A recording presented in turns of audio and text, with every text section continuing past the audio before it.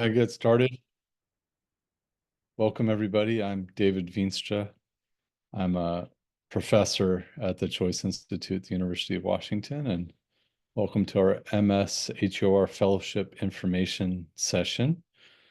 And I'm happy to be joined by some other folks. Then we'll be going through an overall introduction to the program, and then tell you a little bit about each of the programs also. So we hope to provide some real useful information. And then at the end here, we'll also have some Q&A for you all.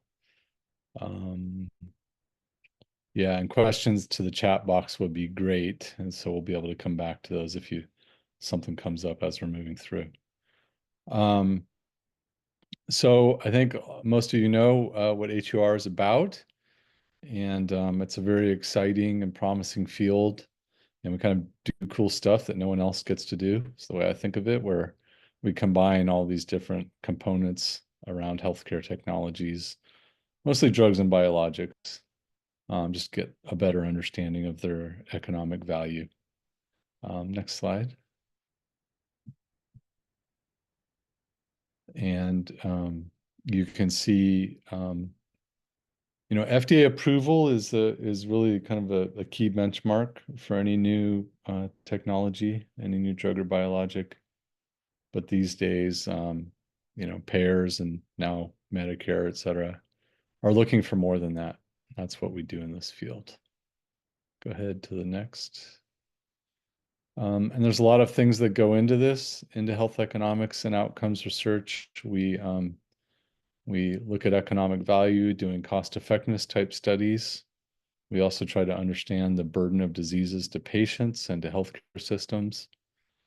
Increasingly, a lot of use of real world evidence, which means using large databases, sometimes EHR databases, claims databases, to study things like safety and efficacy and treatment patterns in the real world.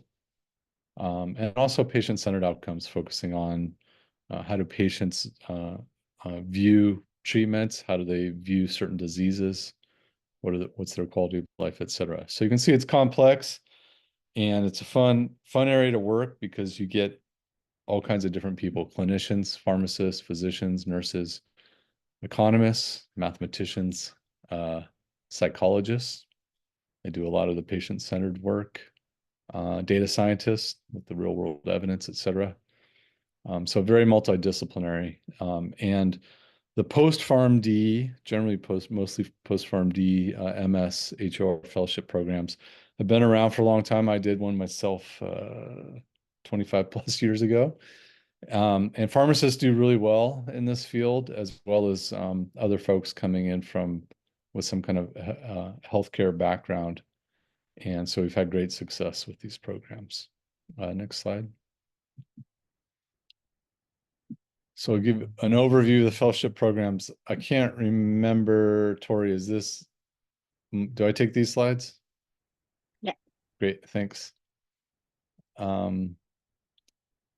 So the Choice Institute, and that stands for the Comparative Health Outcomes Policy and Economics Institute at the University of Washington, or in the Department of Pharmacy, in the School of Pharmacy.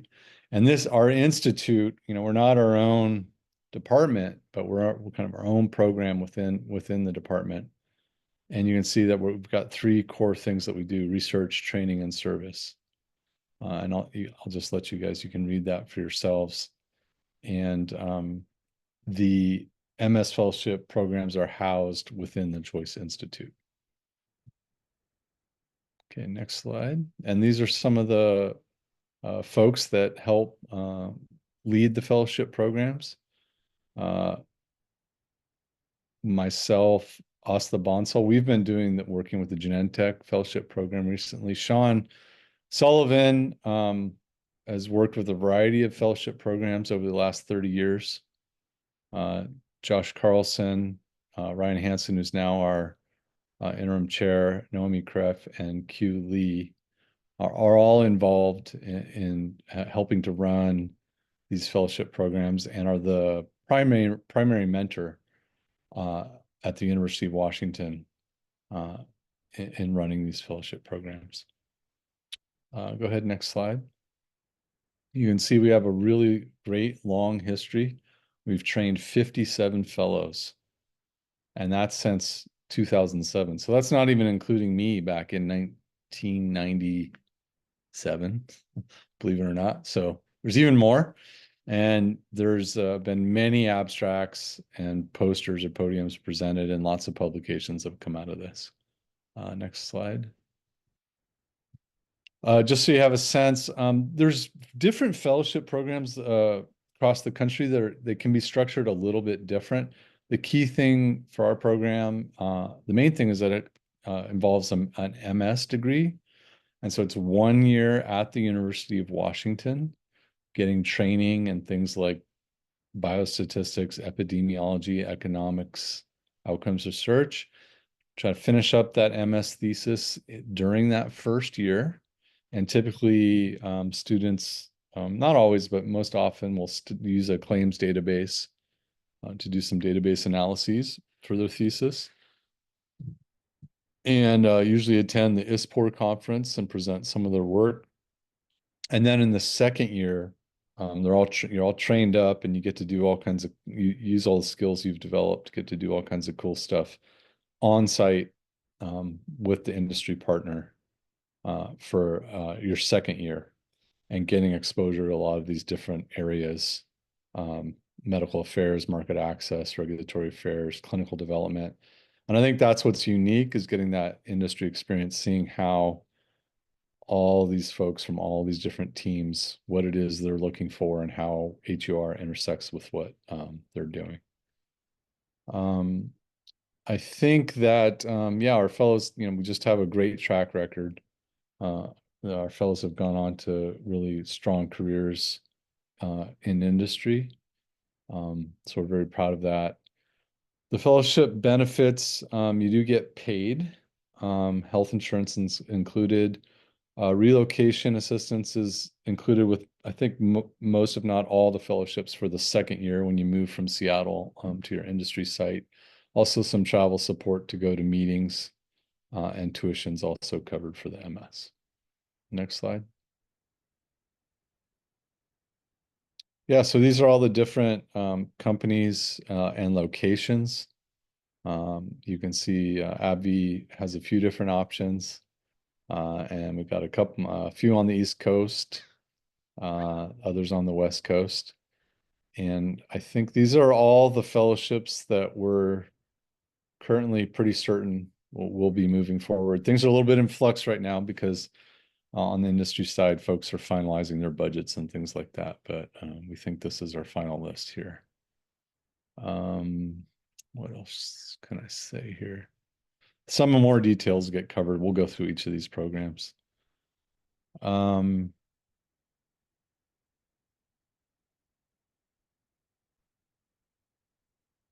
Yeah, I think this is about covers it here. Next slide.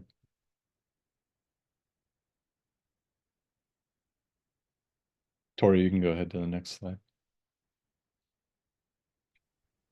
All right, thanks for the intro and quick summary, Dave.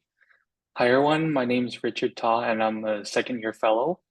And just to go over the UW-AbbVie portion of the fellowship program, for the leadership, we have two main advisors on the UW side. The first one is Q, and the next one is Noemi. And on AbbVie side, we have one main advisor named Jay. Next slide, Tori. And for our program specifically, we typically take on two fellows every year. So for my year, it's Phil and myself. And for the first year, we have Olivia and Rachel, and they're both currently in Seattle, while Phil and I are in our respective sites. Okay, next slide. All right, everyone. So my name is Felman Haile. So some therapeutic areas and projects. So there's 5 main therapeutic areas. There's aesthetics, which includes like neurotoxins, soft tissue fillers, non-invasive body contouring, etc. There's immunology, which is where Richard is, which includes like rheumatology, dermatology, gastroenterology. There's oncology, which is mainly blood cancers, but AbbVie is starting to expand into solid tumors as well. There's eye care, so chronic dry eye disease, glaucoma, refractory disorders, and then neuroscience, which is where I am. So this includes Parkinson's, migraine, movement disorders, and psychiatric disorders, and Alzheimer's as well. And then there's sort of like this general medicine or other category, which is infectious diseases, pulmonology, endocrinology, etc. And a few projects, of course, it's not limited to this, but you might work on like PROs or patient-reported outcomes, real-world evidence, and you'll be working closely with like the RWE analytics team. And they do like the data mining and stuff for you, which is nice.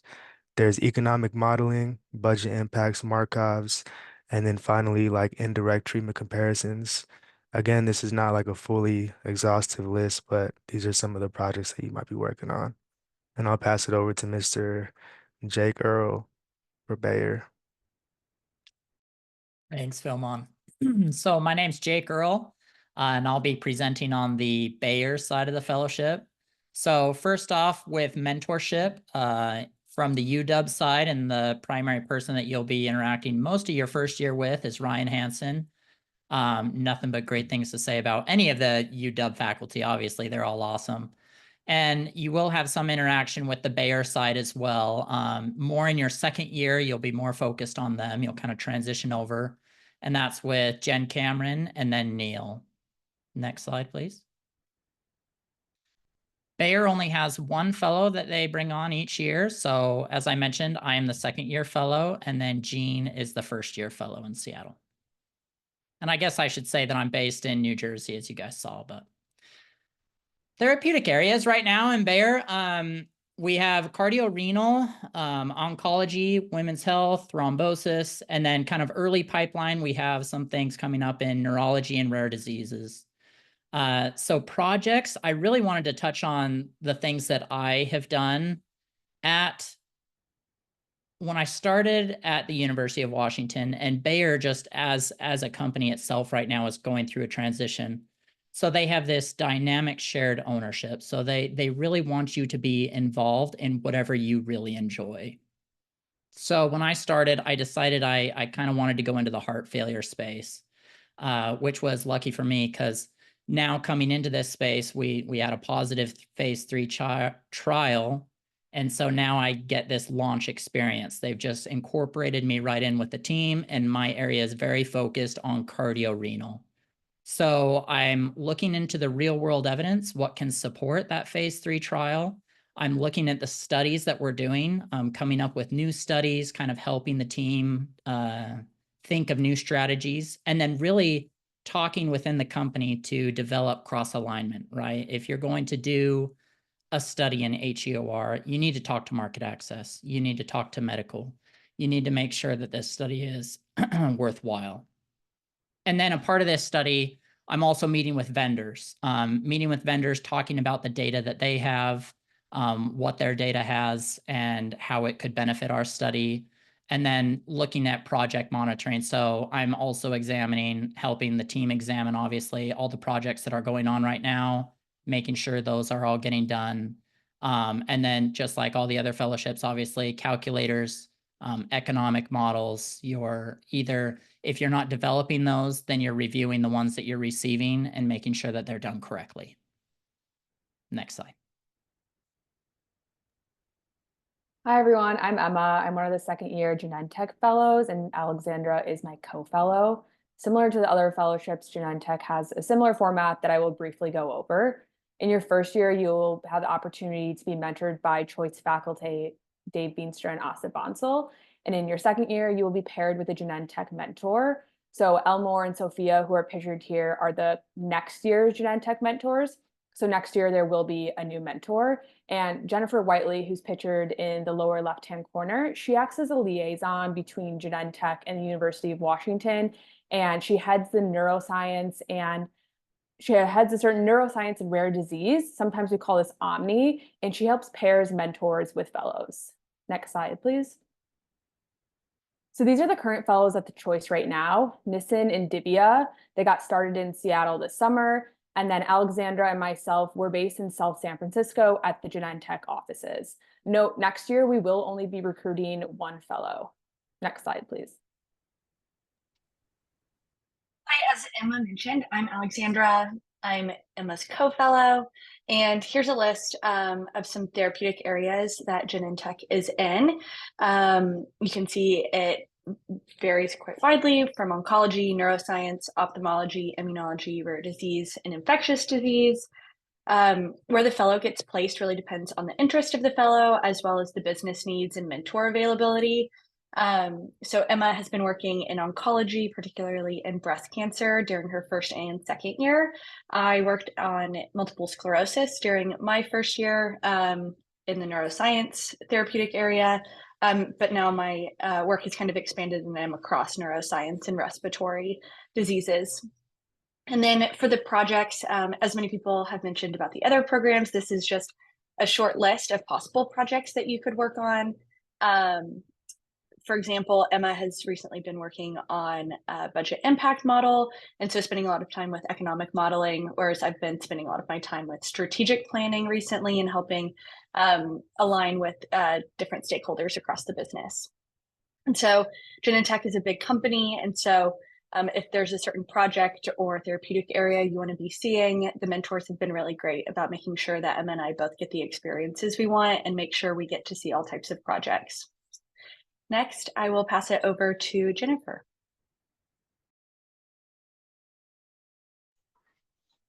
Thanks, Alexandra. So my name is Jennifer Deem, and I am the current second-year fellow with Pfizer.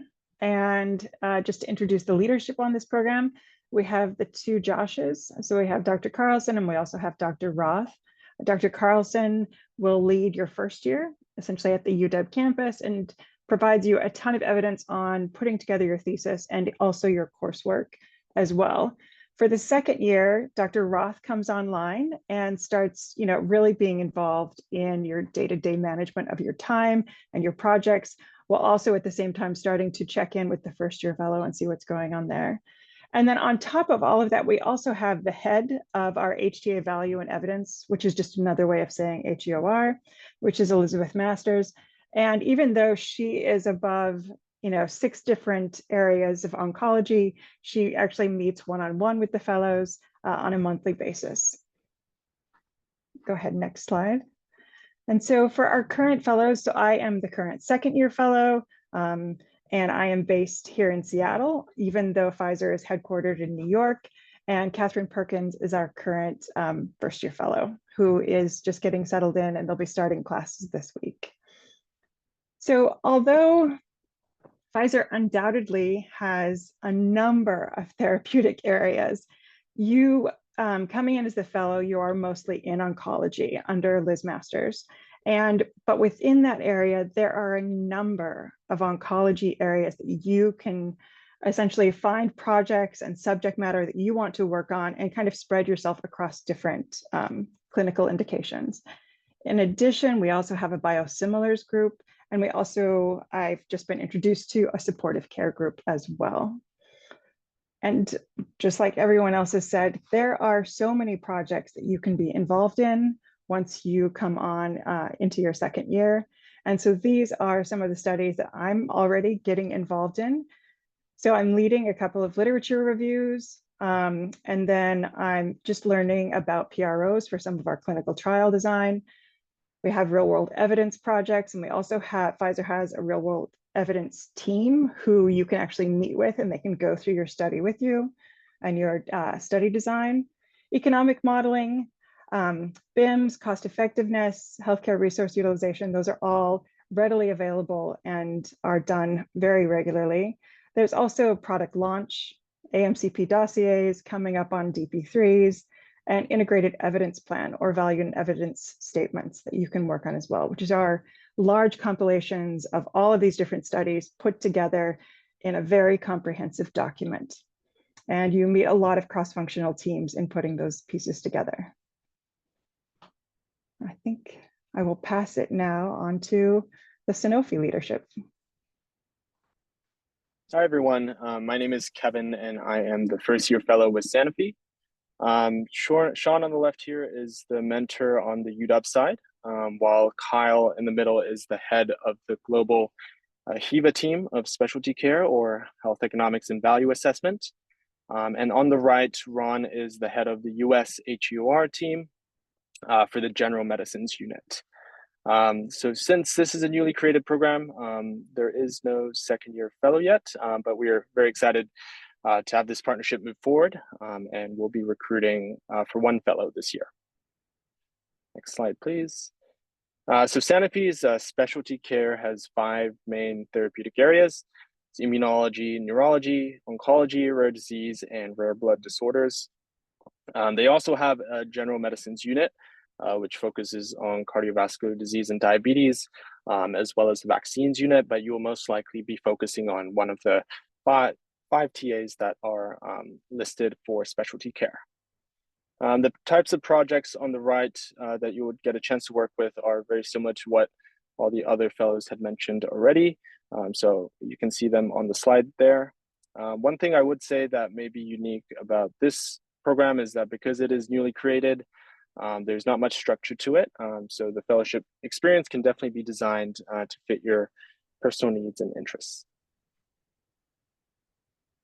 Thank you, everyone, for giving us that information about each of your respective programs. Just to kind of reiterate, the first year of the program is in Seattle, and all of these second year fellows were together in Seattle doing their master's degree for their first year. And so it's cool to get to be part of a cohort of students going through the master's program together. And actually, backing up just to introduce myself, I'm Tori. I'm a 4th year PhD student, actually, but I have a role in supporting the master's program, and that looks like recruitment in the fall, but then also kind of serving as a TA for the master's students throughout the year during their first year. So should you become one of our fellows, you might be interacting with me or whoever is in this TA-like position. So going to this slide, looking at some career outcomes, this is a list of some of our recent fellows. And as you can see, many of these fellows end up either at the company they did their fellowship at or at a different company and industry. And this is just to kind of show you there are a lot of different roles that fellows can end up in after doing our fellowship program. So some of them end up where they did their fellowships, others end up at companies that also offer fellowships or don't offer fellowships. But most of our fellows have no problem finding a job in industry or even in some other spaces after completing this fellowship. So just to switch gears to some of the application process details, this overview is available for you on our website as well, but the eligibility for this program includes having a degree in pharmacy, so a PharmD degree, by July 1st, 2025. You also must hold US citizenship or be a permanent resident to apply. The application deadline is October 21st. You'll be interviewed by October 28th if you've received an interview. We'll be holding virtual interviews the week of November 4th. And then after those interviews, you'll be receiving offers kind of on a rolling basis after those interviews are complete. And then the program start date will be July 1st, 2025. So July 1st, 2025 is when you would start in Seattle. And then over the summer, there's typically a project to be working on. You'll be interacting with mentors, and then classes start in the fall. So some application and interview tips. The application does require 3 recommenders. So we recommend contacting those recommenders early. Often it's helpful to include a cheat sheet about yourself, the program, why you think you're a good candidate, why you're applying to the program, to help support them in writing your letter of recommendation. Additionally, we encourage you to submit a strong, focused, and well-edited CV. So we want to see your research skills, data analysis skills, relevant rotations, elective courses, and presentations that you've done over the course of pharmacy school, and then leadership experience as well.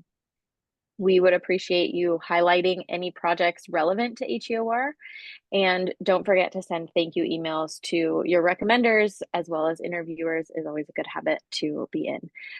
Also, relax, be calm, be yourself in your application and in your interview, because we do want to see who you really are and get to know you in the process.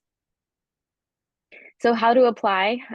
We will not be using the ASHP mid-year system like some fellowships do. So you'll apply directly to the UW Graduate School, and you can find that link here on these slides. It's also linked on our website. But once you click this link, you'll be prompted to create a profile and start a new application. And then there are steps listed here for what to select: application type, the graduate program to select, quarter and year to start, and then additional materials. These are also outlined on our website, and we have a detailed step-by-step PDF for you to walk you through the process. But I do want to point out a couple of these details in the application itself. These are some screenshots. Again, you'll select graduate, you'll select our master's program. So this is not to be confused with the PhD program, which would also be listed here, but you'll select the MS program. And then we have a requirement for additional materials for this fellowship selection form. So this fellowship selection form is where you let us know which of our fellowship programs you're applying to. So they're listed here on this selection form. You'll check the boxes for the ones you want to review your application. And then you'll upload this in the application portal along with the rest of your application materials. Now, I do want to note, we don't ask you to rank them at all.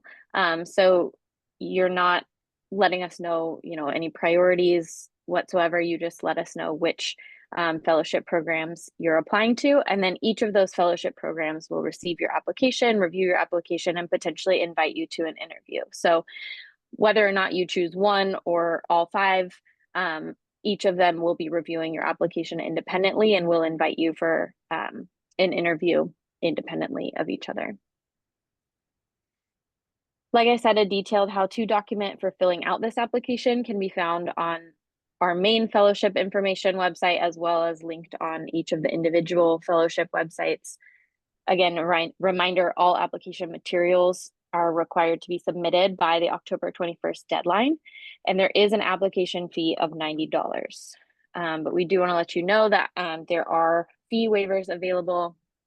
And again, all this information is on our website. So if that $90 is difficult, there is a process for requesting a fee waiver, and that's linked here as well. So now we'll shift gears a little bit into a Q&A session. So all of our second year fellows, as well as Kevin, who is a first year fellow, are available to answer any questions, along with Dave, and Marina is our graduate program manager, and she's on this webinar as well.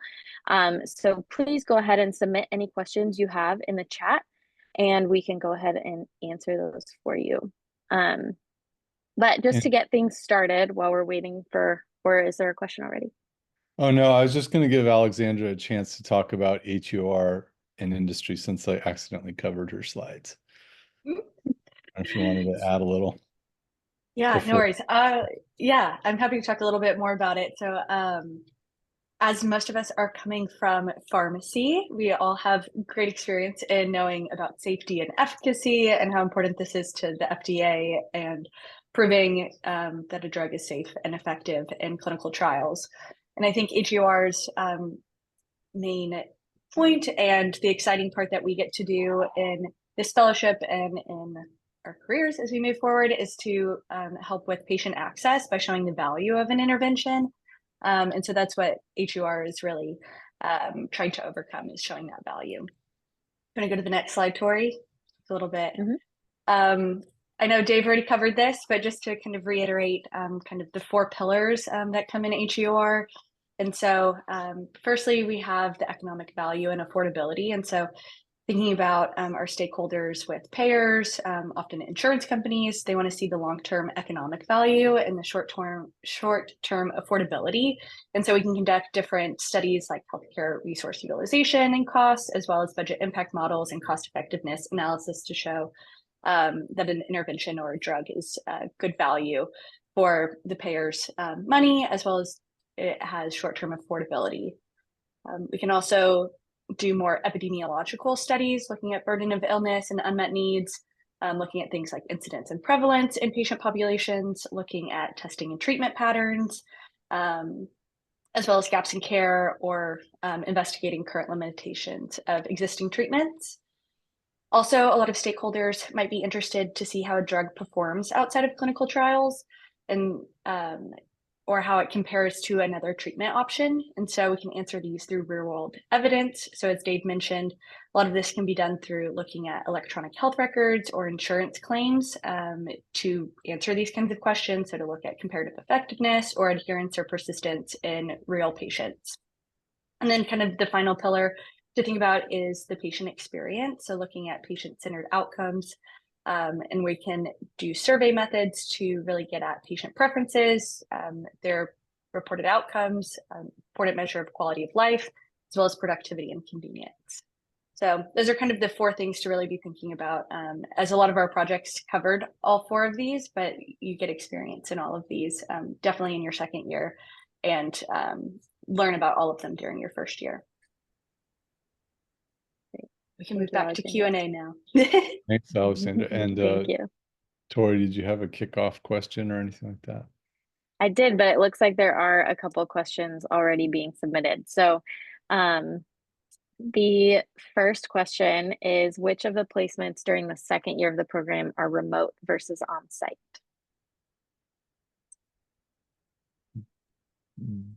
They're all on site, right? I believe so. Yeah. Yeah. Pandemic's over with. Everything was remote for a while, but yeah, they're all on site now. Great, thank you. Okay, and then the next question is the application on a rolling basis, aka first come, first serve, or are all applications reviewed at the same time?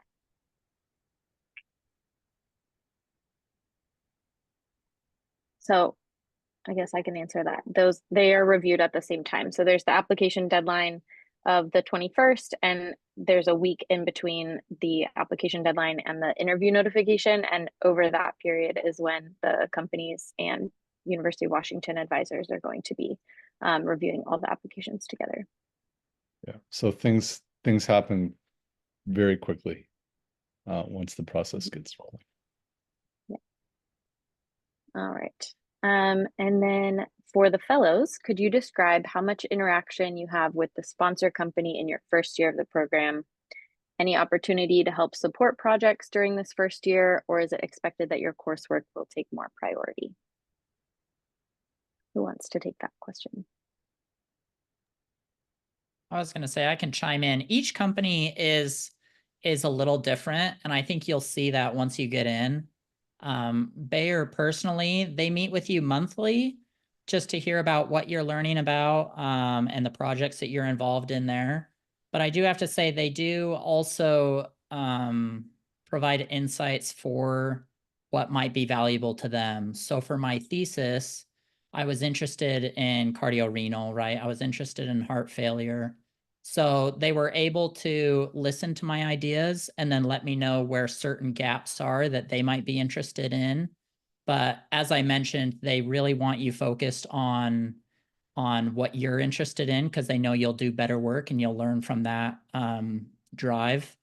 So they listen to my ideas and then they let me know what would be useful for them. So that's at least how Bayer is first year monthly meetings, and then second year you're all in.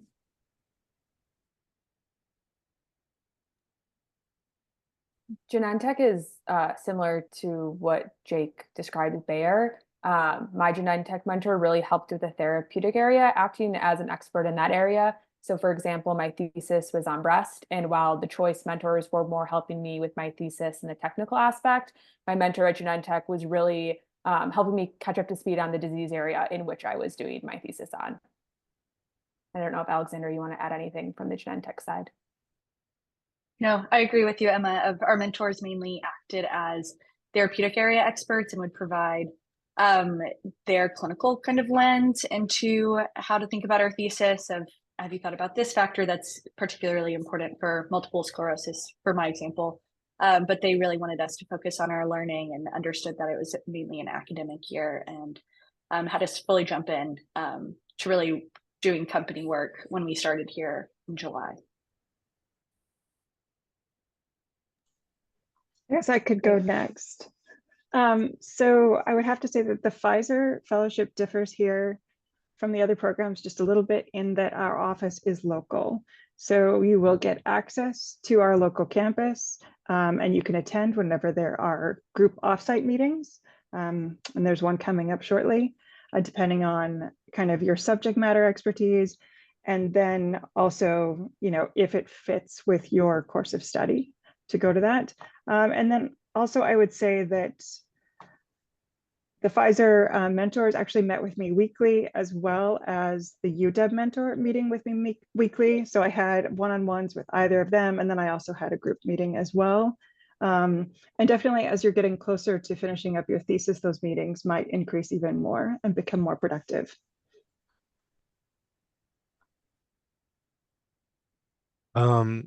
So for AbbVie, I would say, so as everyone said, it depends like company to company, but it also depends advisor to advisor.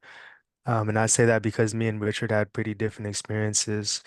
I would meet pretty frequent. I would meet every other week, so bi-weekly with my AbbVie advisor, and kind of just update her on where I was with the protocol or the like my findings thus far, and she would give me some feedback. Um, so yeah, and in the second year, of course, you dive straight in and you're fully immersed with the team, and they treat you as FTE, which is nice. Yeah, I can chime in more on what Phil said. My experience with my advisor is slightly different. I met on a monthly basis, and that was the cadence that was set throughout the year. And as everyone mentioned, it did pick up a little bit when finishing up the first year of and the master's coursework and transitioning to moving on site. But other than that, it was mainly hands off. Great, thank you all. So if you're thinking back to, oh, actually, I'll hold off on that question. There was one other in the Q&A. Since multiple letters of intent are submitted, will each program receive the corresponding letter of intent? I think we actually you only submit one letter of intent, and it's for the general University of Washington programs. So rather than submitting a different letter of intent for each company, you submit one general for the UW programs as a whole, I believe. Yeah, that's correct. So we recommend that you write your statement of purpose kind of broadly and do not customize it to each company because you can only upload one document. Thanks, Marina. Okay, so for you second year fellows, as well as Kevin, as a first year fellow, what are some things in your experience of this fellowship that set this fellowship program apart from other programs? So if you think back to when you were considering other fellowship programs, what stands out about the University of Washington fellowship programs?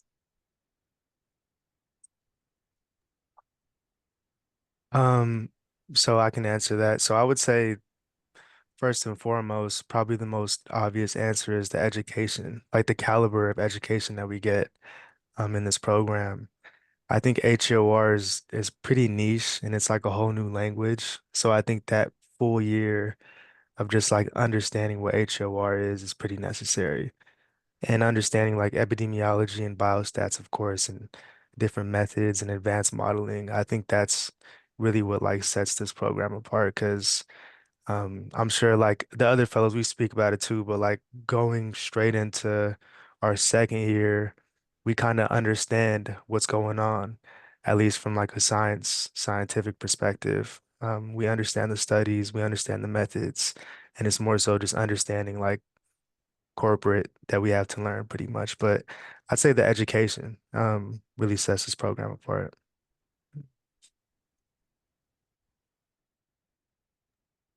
And I guess if I'll just kind of chime in a little bit, I think also asking around, right? I remember going through pharmacy school, and when I realized I was interested in HEOR, I started asking around, and anyone that was in HEOR, they all know the University of Washington. They all know, the Choice Institute. So I think it holds a lot as far as everybody knows it's a really, really good program. So I guess I'll just kind of leave it at that. But yeah, just like Philmon said, I mean, the education's great, and that's why, but it's really well known. I think along with what Phil and Jacob said, I would also say that the mentorship was really strong here at UW, in that you get so many different levels of people. You have Tori, who's so great in helping us with our thesis and very practical questions about coding. But then Dave also served as my mentor along with Emma and Asta, as Emma mentioned. And they are both really great and really know the technical side of HEOR, which was so helpful. And then they have continued to serve as great mentors even in our second year as we've transitioned, and have helped us understand the different lenses as we come into working in industry. And then also having the industry fellows, industry mentors has been really nice, in that you get to know your mentor starting in your first year and start building that relationship, so that when you jump into your second year, they have an understanding of what you're interested in, what your skills are, and can help you build on that. So I think the mentorship is a really strong positive characteristic about this fellowship. I think also Tori showed the list of the alumni from the fellowship program, and you can see how wide it is and how spread across the industry it is. And that's only from the master's students. There's a whole subset of people who are PhD students. And so when you're on the job market looking for a job, you're so well connected. And if they see that you're a fellow from UW, they know that you know what you're talking about, and your technical skills are just really good, and your HEOR knowledge is solid. And I think that that's something that is really unmatched from other programs, that gives you an advantage once you're done with your fellowship.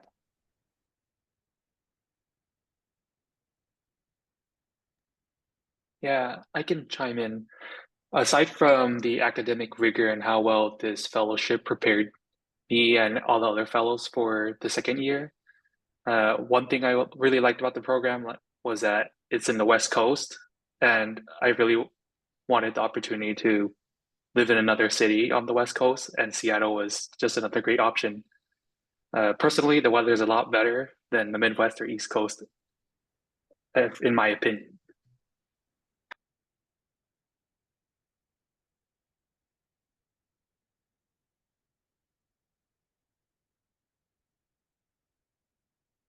All right, thank you all for answering that question. Was there someone with their hand up that had a question? That was Hannah, but she wrote it in the chat. But let me just do allowed to talk. Okay, Hannah, you should be able to talk now.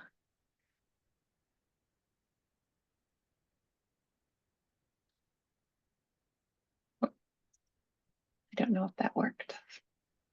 I think she's. Can you guys hear me? Hannah, you're muted. Yes. Okay, so I just wanted to touch on the kind of end conversation about proving product value while maintaining a patient-centered focus. And I was wondering if anybody ever experienced any difficulty or conflict kind of translating that patient priority into payer value. And if so, how did you overcome that? And the random example I had, just to clarify my question, was for like a UC or Crohn's product, patients would really care about how often they're having to use the restroom. Would that be something that's simple to translate into payer value?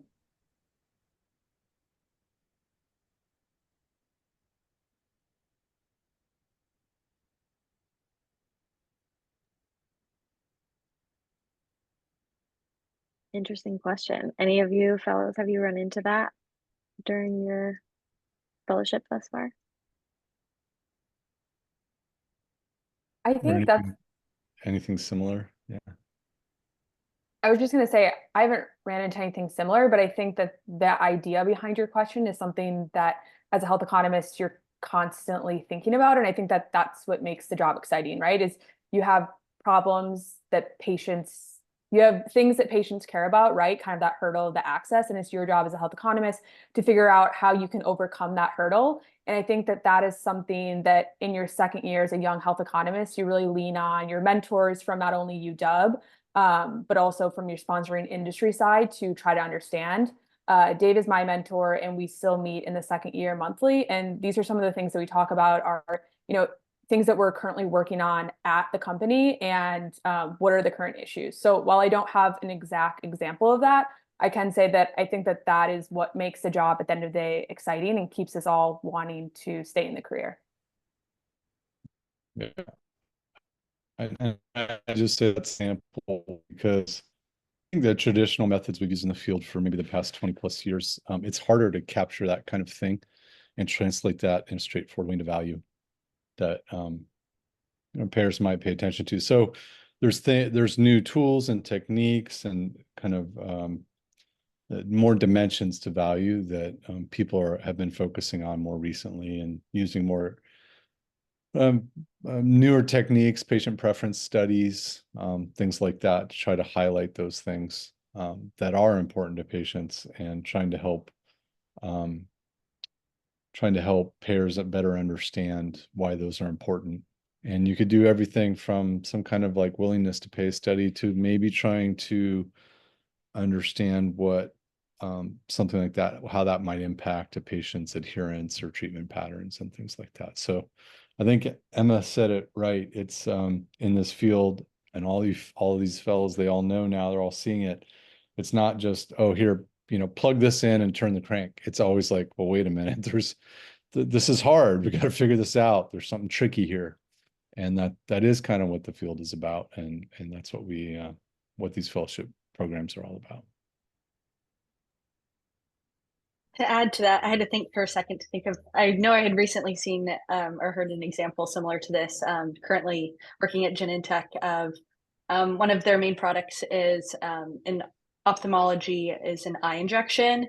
And although the safety and efficacy is similar to their competitor, it is given less frequently. So it requires less eye injections per year, which in kind of a similar realm to your question of the patient cares about not having to go get as many eye injections.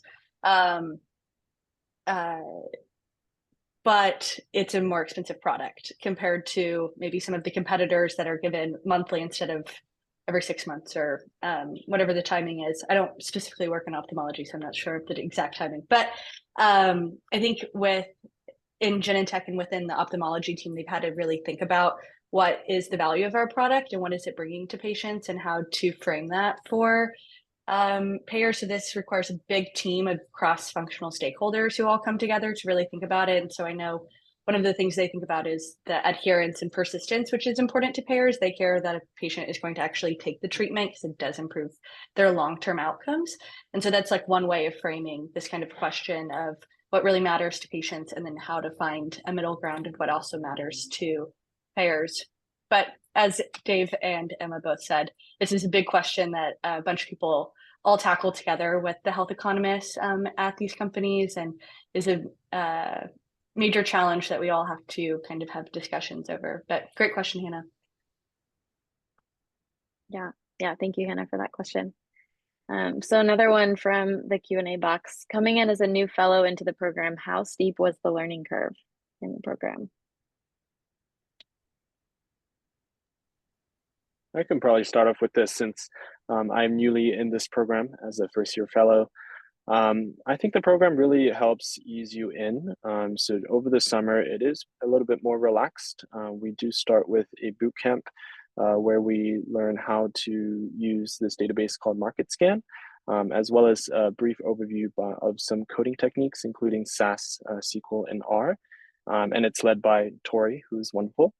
And then we do start classes this week. So my answer might be different after next week, but it's been good so far. So the learning curve has not been very steep at all.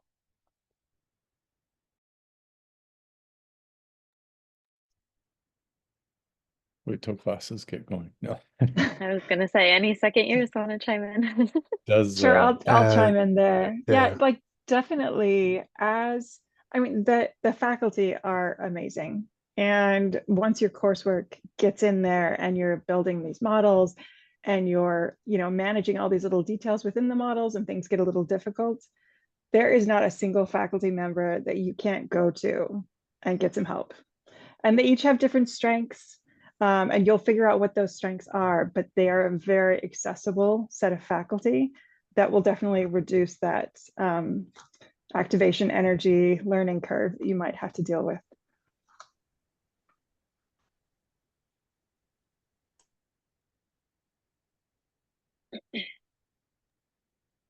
Anybody want to, Emma, were you going to say something? Or? I think every pharmacy school provides different pharmacoeconomic background, and they also provide different biostatistic backgrounds. I know some of us had a biostatistics in pharmacy school one semester and some didn't. So depending on what you learned in pharmacy school, the curve can be quite high, I would actually say. I think that it is, while you build upon your pharmacy skills, it is a new set of learning and it's less memorization than pharmacy school. And you have a lot of resources to reach out to at the school. But it is a bit different than pharmacy school. With that being said, like I said, tons of resources to help you succeed and everyone wants you to succeed. But I think that it can be challenging at times. Yeah, yeah. I mean, it's not a, it's not a joke. It's a pretty solid program, and but we've had great success. And I think on the faculty side, kind of what we do to try to make it all come together is, we're just very kind of two things, like just very focused. Like, look, we need to do this, then this, then this. So we keep things focused, keep things streamlined. But also really pragmatic. Like, sometimes in academia, we'll be like, well, what about this question? What about that question? We could do this, we could do that. There'll be some of that, but really it's, look, we need to focus, get your thesis done, make sure it's done before you start your second year, et cetera. So we just had enough experience with enough fellows, and we started a new thing where we have a TA. Tori right now is a PhD student who I think is really helped out both students and the faculty in terms of training and everything. So I feel like we've done a pretty good job. Kind of, I wouldn't say we have it completely figured out, but got a pretty good machine running.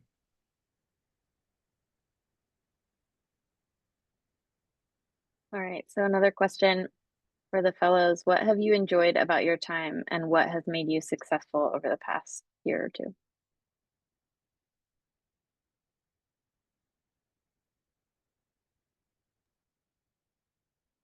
I'll give a semi-corny answer. I've really enjoyed my time with all the co-fellows who are in my class. So the 6 of us, I feel like have done a good job of leaning on one another, asking questions. Someone out of everyone seems to have a good skill set that's different from everyone else. So if we all had coding questions, we'd all go to Jake because he seemed to know it all. So it's really helpful to have a group of fellows who you can be really close with all during your first year. And then even in our second year, we still meet on a regular basis to talk about our projects, what we're learning, what challenges we're facing. And so I think it's been really helpful to have a close group of co-fellows who are going through a similar experience as you. And so I think they've been really helpful for that. I would just also say, I think the first year I loved being around the leaders in this field, right? At the Choice Institute, there's so many people there that are very highly regarded. So being able to see how they think, how they tackle these questions, and then just the coursework in general, learning. I mean, it is hard to put your backpack back on and to go back to school after graduating pharmacy school, right? But it's a different type of thinking. If you're thinking of how am I going to address this question? What even is the question, right? So I think that at the first year, I really like that. And then the second year, I've just been really surprised with how they have incorporated me into their team. They have asked me for my insights because it's valuable to them. The team wants to know, which is interesting to me. And it makes me feel like I need to show up to these meetings. I need to have everything read. I need to be prepared and ready to go. So I don't know. I think just the overall value, right? I like feeling like this job actually means something and provides value to society.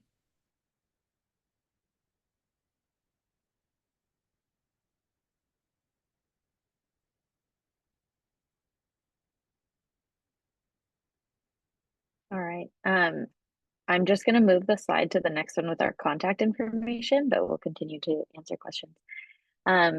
So the next question is, what type of professional development opportunities are there to prepare fellows for success? So during the fellowship, what professional development opportunities are available?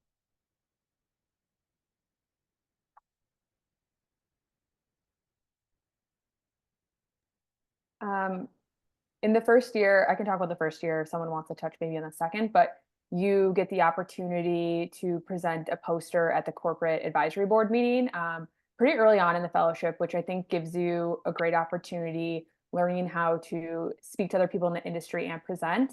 And additionally, throughout your entire coursework, the first year, you'll be given many opportunities to present to faculty and to students.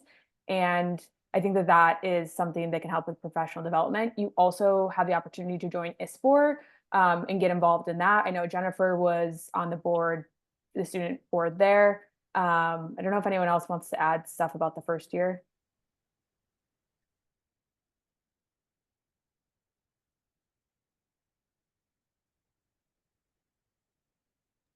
That was a pretty good summary, Emma. I think those are the things I would have mentioned. Second year, you guys get to do all kinds of stuff.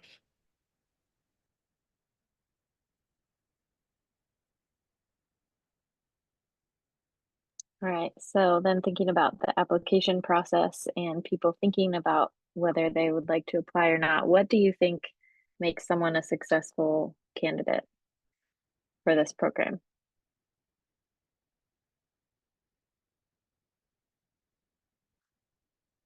Maybe I'll try to tackle that. We just got a few minutes left.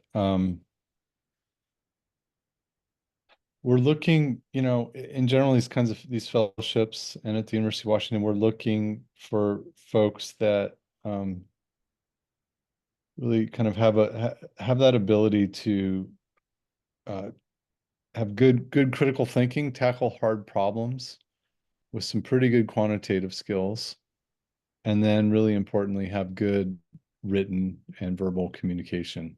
So it sounds like I'm kind of including everything, and in a way it is. We're looking for people that with some diversity in their strengths. Now, everyone has different strengths and weaknesses, but I think those are really kind of the skills that set folks apart. We see that looking at kind of not just the classes folks have taken, but any research projects they've worked on. And then also, there are, any presentations or publications you might have been involved with. And then, obviously your ability to communicate well in an interview and things like that. Thank you. All right, Dave, any closing remarks? Finish this out. No, just thanks for attending. Had a pretty good group here. It's about a month away that things are due. We hope you apply. Good luck applying. Remember to chase down those letters of recommendation. It's always one of the challenging parts. I can't think of any other last tidbits of advice. Marina, do you have anything? No, not really. Contact us with any questions that you have, and don't feel like you're bothering us if you're asking a bunch of questions, because we want to help you be successful with the application, and that's what we're here for. I just wanted to say there was just a quick logistical question in the Q&A. Should the fellowship offerings change from those listed on the selection form? Will those who have already submitted applications be notified in any way? And definitely yes, and that's kind of why we created that form in the first place, because we know that there's a lot of moving parts at times with these positions. So you'll get an email at the email address that you use to apply if that is the case. Great. Well, thanks everyone, and thank you to our panel, all the fellows. Great job. Great to see you all. And we hope to, all attendees, I hope to see your applications here within the month. So good luck. Thank you, everyone. Bye-bye.